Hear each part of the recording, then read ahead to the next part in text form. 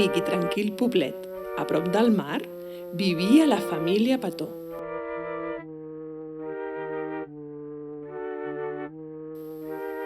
Però en aquesta família no tots feien els mateixos petons.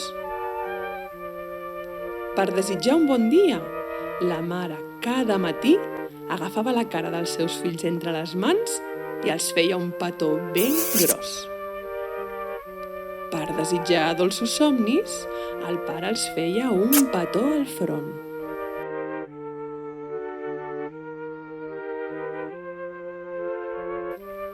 I quan venia l'àvia de visita, ai, no parava de fer-los petons. Molts, molts i molts petons a la galta.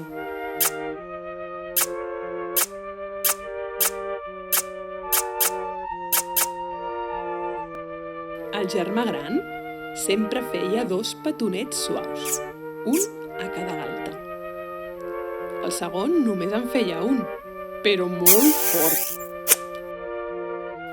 El tercer germà era molt juganer i feia petons per tot arreu. Als ulls, al nas, a la panxa.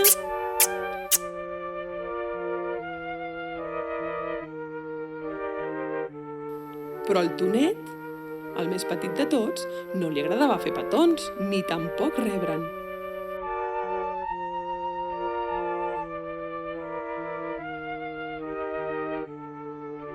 Fins i tot se'ls netejava quan la seva família n'hi feia. Els seus pares van tenir una idea. Enviarien el fill petit a fer un viatge perquè conegués gent nova i nous petons.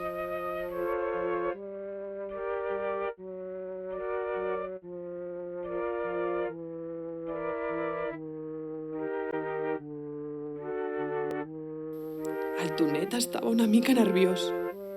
Es va preparar la motxilla, va agafar el mapa i es va acomiadar.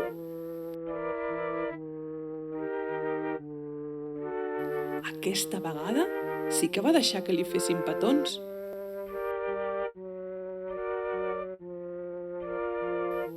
Va obrir el mapa, però no sabia per on començar. Així que va tancar els ulls i amb el dit índex va fer cercles fins que va parar. Genial! Li havia tocat un camí i per allà va començar el viatge.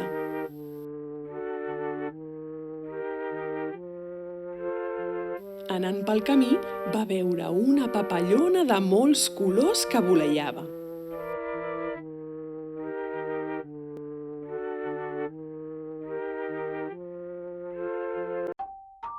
Hola, sóc la Llona. Què tal? Es va presentar la papallona. Hola, sóc en Tonet, el petit de Cal Petó.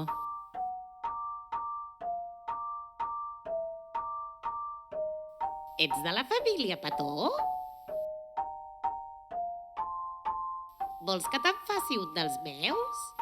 Va respondre la llona. Però tu saps fer petons?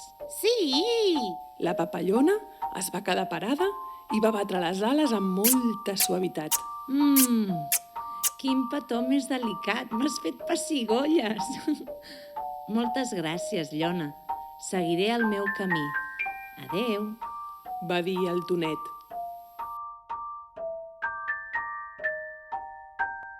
Va seguir caminant i va trobar cargols, formigues, abelles, ocells. El camí feia cap a un prat verd on hi havia un animal molt gros.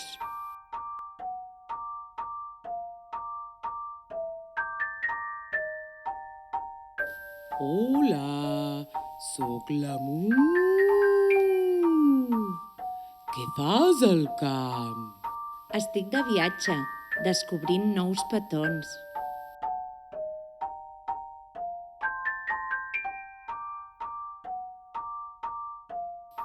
Molt bé! Ara mateix te'n faig un.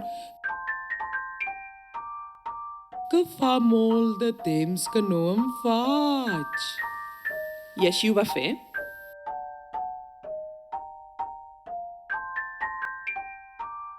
Alça, quin petó! I sense adonar-se'n, se'l va netejar. Però la Mu li va llapar l'altra galta. Para, que em mulles! Mu!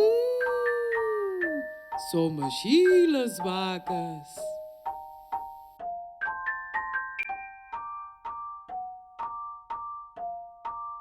La vaca va seguir pasturant i en Tonet va tornar a treure el mapa de la motxilla i amb el dit va començar a fer cercles. I stop! Un riu! Que bé! Allà, el petit de Cal Petó va descobrir els petons dels peixos, dels crancs, de les serps d'aigua, dels cignes, del gripau encantat que buscava el petó de veritat. Quan de sobte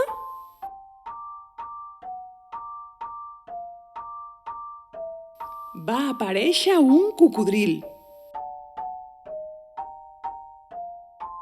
Ja sé que no voldràs cap petó meu. Va dir molt trist el cocodril. I això per què? Doncs perquè sempre que faig petons, faig mal. Ai, ai, ai, ai. D'acord, no ploris més i fes-me un petó.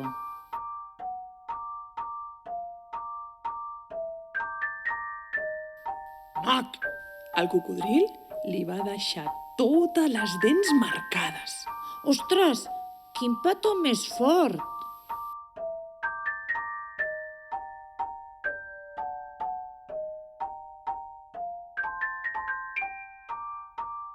El Tonet va marxar riu avall.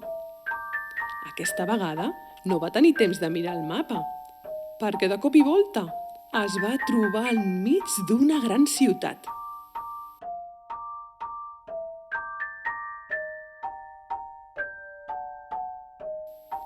Allà va veure petons ben curiosos.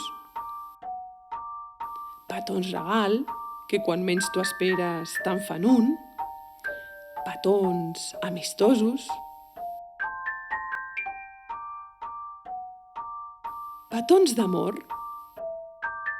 De pel·lícula. De rosca.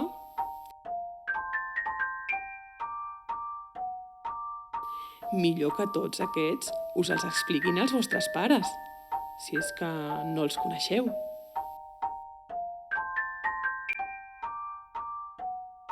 I veient tots aquells petons, recordar la seva família. Els enyorava i volia estar amb ells. Els volia fer tots els petons que abans no els havia fet. Ensenyar-los tots els petons que havia conegut. Volia petonejar-los.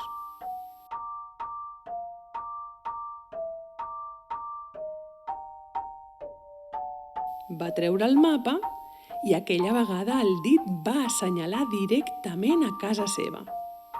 Quan va arribar, tots el van rebre amb abraçades i petons. El Tonet no va trigar a reconèixer que li agradava moltíssim fer petons, perquè el feia sentir bé notar la pell de l'altre i veure'n la cara de felicitat. Ah, i no s'oblida de vosaltres. Us envia un petó enorme.